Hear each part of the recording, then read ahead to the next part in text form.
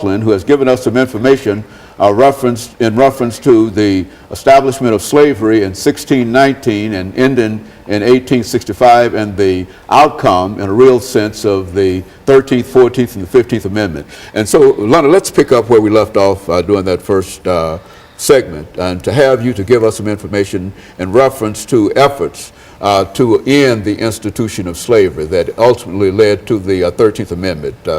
Who are some of the individuals and some of the ideas that played an important part with making enslaved people want to oppose slavery? Well, some people just thought that slavery was wrong, and I am one of those people. But also some white people thought that slavery was wrong also. So, for example, Martin Luther King, Rosa Parks, Harriet Tubman, Sojourner Truth, they all thought that slavery was not a good thing, but they all tried their hardest to get rid of slavery, some more than others. As Martin Luther King said, he had a dream that one day we would all live in peace, and that one day we would all love each other. One day there would be no hatred, there would just be peace on earth. Rosa Parks had that same idea, because they all thought that, hey, why can we not be treated equally like the white people? Are they better than us? Because every person in the world is the same in God's eyes. Okay, and so there's a real need and a real sense among all people to end the institution of slavery, and that was done by the 13th Amendment to the Constitution. I think that at one time when we talked about some of these terrorist organizations, one of the groups that you talked about had to do with the birth of the nation. Why don't you give us some information in reference to the birth of the nation and how that fitted into slavery and etc.?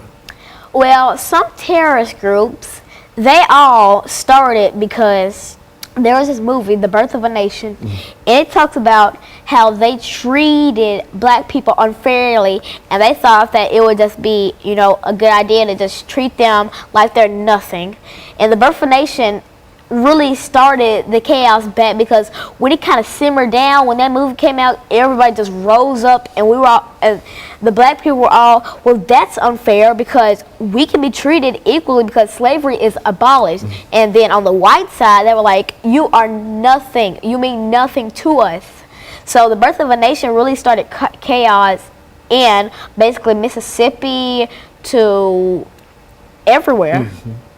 And so, what about this? The Birth of a Nation, as I understand it, was a movie. As a matter of fact, it was a movie, and it dealt with a specific organization. So what organization did this Birth of a Nation deal with?